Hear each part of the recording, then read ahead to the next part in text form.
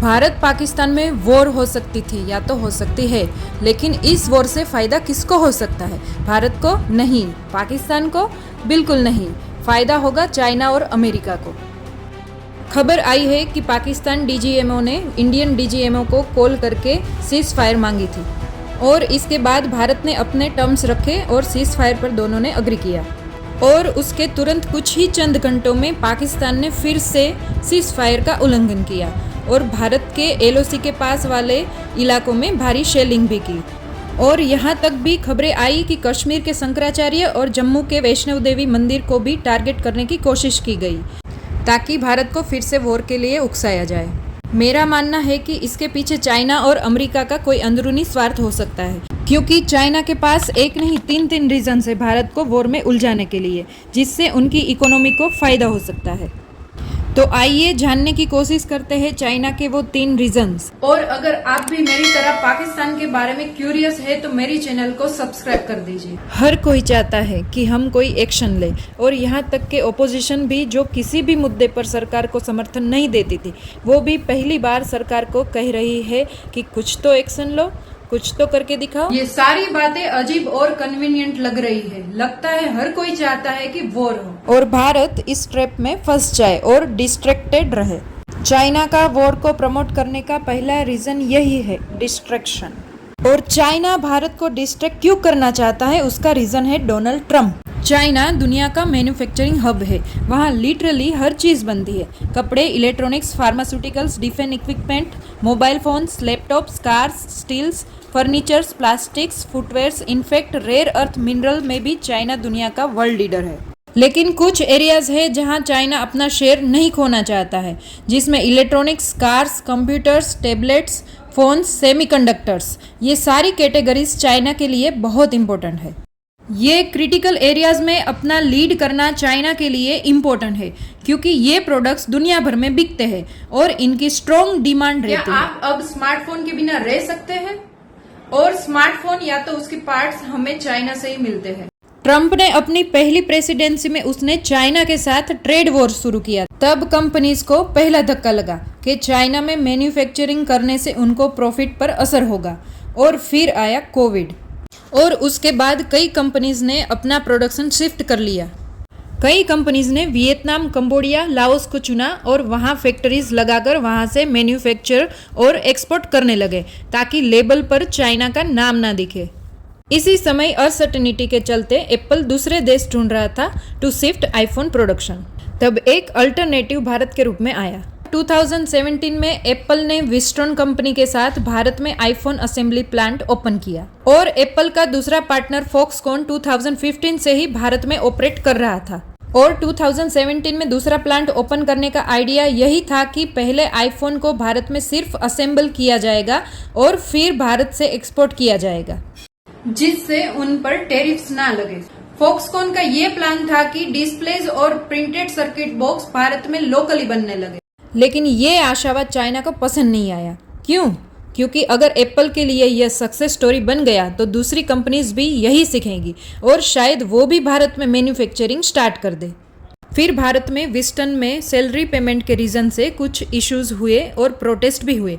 बाद में विस्टन ने 430 करोड़ का नुकसान के चलते अपनी कंपनी टाटा को बेच दी और वो एग्जिट कर गए। लेकिन फॉक्सकॉन ने पुश करके आईफोन 15 को फुल्ली इंडिया में असेंबल किया था, which was a big deal globally, क्योंकि ये प्रूफ था कि आईफोन्स चाइना के बाहर भी बन सकते हैं। ऑफ कोर्स यह 100% परफेक्ट नहीं था, क्योंकि कई इंटरमीडिएट कंपोनेंट्स चाइना से ही आते हैं जो भारत में अभी तक नहीं बन रहे।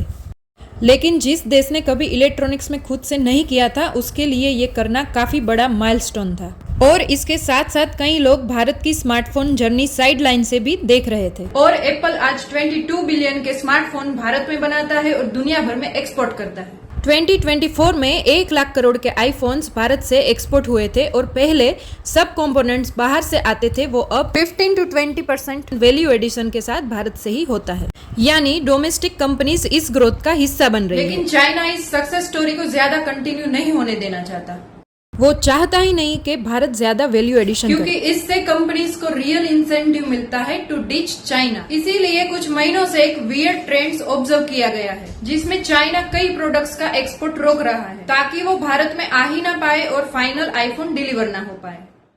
और चाइना सिर्फ आईफोन्स के केस में एक्सपोर्ट नहीं रोक रहा है, वो और कई इंडस्ट्रीज में भी बाधा डाल रहा है। अगर आपको पता हो तो कुछ ही महीनों पहले सैमसंग की तमिलनाडु फैक्ट्री न्यूज में थी। क्यों?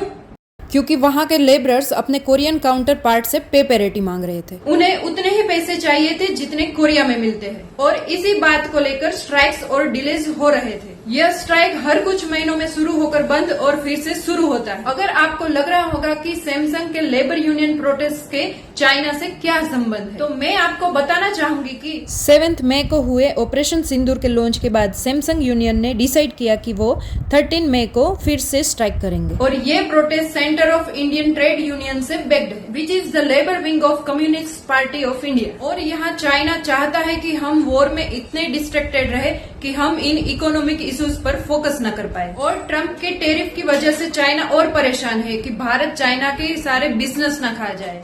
तीसरा और सबसे इम्पोर्टेंट रीजन है डेमोन्स्ट्रेशन। हमने देखा कि भारत ने ऑपरेशन सिंदूर में 9 टेरर कैंप्स डिस्ट्रॉय कर दिए और पाकिस्तान ने भी कई जगह अपना जोश आजमाया, और यहाँ भारतीय सेना ने मुंह तोड़ जवाब भी दिया।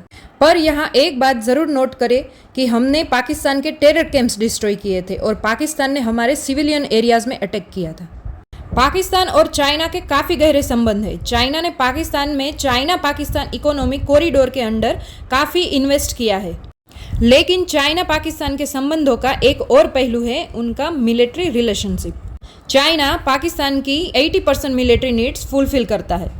पाकिस्तान ने चाइना से submarine, freight, jets, JF-10C jets, JF-17 jets, fighter drones, helicopters, इतनी सारी चीजें खरीदी हुई है। इनफैक्ट मार्च में ही चाइना ने पाकिस्तान को उसका दूसरा सबमरीन डिलीवर्ड किया। और अब यहाँ समझने की कोशिश करते हैं कि यूएसए को इंडिया पाकिस्तान वॉर से क्या फायदा हो सकता है। तो मैं आपको जरूर बताना चाहूंगी कि यूएसए ग्लोबल पावर इसलिए बन पाया है क्योंकि उन्होंने वर्ल्ड वॉर 1 में पूरी दुनिया को मिलिट्री इक्विपमेंट बेचा था। इनफैक्ट वर्ल्ड वॉर 2 में भी उन्होंने यही स्ट्रेटेजी अपनाई थी और वॉरिंग नेशन से बहुत पैसा कमाया था। हाल ही में आपको पता होगा कि अमेरिका बड़े प्यार से इंडिया और पाकिस्तान के बीच में आ खड़ा हुआ है। क्यों? ये समझते हैं। हाल ही में पाकिस्तान को IMF से $1 बिलियन की लोन सैंक्शन हुई और हम सब भी जानते हैं कि यह पैसा कहां और कितना यूज होने वाला है। और इस बारे में पाकिस्तान के डिफेंस मिनिस्टर ने भी कन्फेस किया है कि 30 ईयर्स से हम आतंकवाद को प्रोत्साहन करते रहे और इन सब में अमेरिका ने अपने पास 16% का वीटो पावर होने के बावजूद ये लोन अप्रूव होने दी। क्या पता शायद जानबूझ के भी किया हो, क्योंकि रशिया और यूक्रेन के वॉर के टाइम पर भी अमेरिका ने यूक्रेन को दिखावे का सपोर्ट देकर वहां लोन वसूली के नाम पर अपना डेरा जमा दिया। बस ऐसे ही वो पाकिस्तान को लोन दिलवाकर वहां अपना डेरा जमाना चाहता है और चाइना को ब्लॉक करके अपने बिजनेस को प्रमोट करते पूरे एशिया पर अपना काबू चाहता है। और अगर हम वॉर करते हैं तो हमारे एनिमीज का फायदा ही फायदा है। चाइना हमारे मैन्युफैक्चरिंग एमिशंस पर रोक लगा सकता है, और अगर हम एंडलेस वॉर में फंस गए तो हमारी इकोनॉमी बिल्कुल हिल जाएगी और हमारी प्रोग्रेस डिरेल हो जाएगी। यूएसए और रशिया को भी फायदा है। अगर हम एक वॉर में उलझ गए तो उनसे डिफेंस परचेजेस इंक्रीज होगी।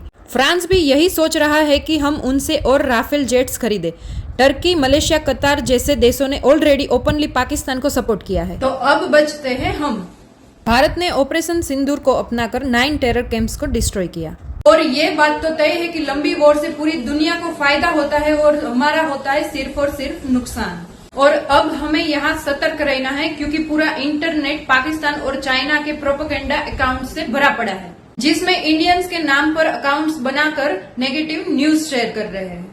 और यही समय है कि हम सब भारतीय मिलकर अपने देश को इकोनॉमिकली ग्रो करने पर फोकस करें, क्योंकि बहुत लोग हैं जो हमारी इकोनॉमिक ग्रोथ पर बुरी नजर डाले हुए हैं। लास्ट में ये जरूर सुन लेना कि चाइना चाहता है कि वॉर हो ताकि वो प्रॉफिट कर सके, भारत को डिस्ट्रैक्टेड रख सके, हमारे इकोनॉमिक एम्बिशंस को तोड़ सके और उनकी मिलिट्री कैपेबिलिटी को दुनिया के सामने प्रूव कर सके, ताकि अगर अमेरिका उससे ट्रेड नहीं करता तो ठीक है, पर दूसरे देश उनसे हथियार खरीद लेंगे और चाइना का दुकान चलता रहेगा। तो मैं आपके साथ एक और बात शेयर करना चाहूंगी कि कल आपने माननीय श्री मोदी जी की 22 मिनट की स्पीच सुनी ही होगी, जिसमें उन्होंने कुछ देशों को इनडायरेक्टली अपने अंदाज में सब कुछ समझा दिया है। और वो कुछ देश भी अब समझ गए होंगे कि भारत की नीति हो या तो रणनीति, अब पहले जैसा कुछ नहीं रहा है। मेरा मानना यह है कि भारत का एटीट्यूड अब ऐसा हो चुका है कि छेड़ोगे तो छोड़ेंगे नहीं। इसीलिए हमें एक भारतीय होने के नाते भारत को ग्रो करने पर अपने एफर्ट्स लगाने होंगे और कोई भी न्यूज शेयर करने से पहले उसे वेरीफाई जरूर कीजिए। बस इसी बात के साथ सेफ रहिए, सतर्क रहिए और जो भी करिए भारत के हित में करिए और भारत के लिए करिए। जय हिंद, जय भारत।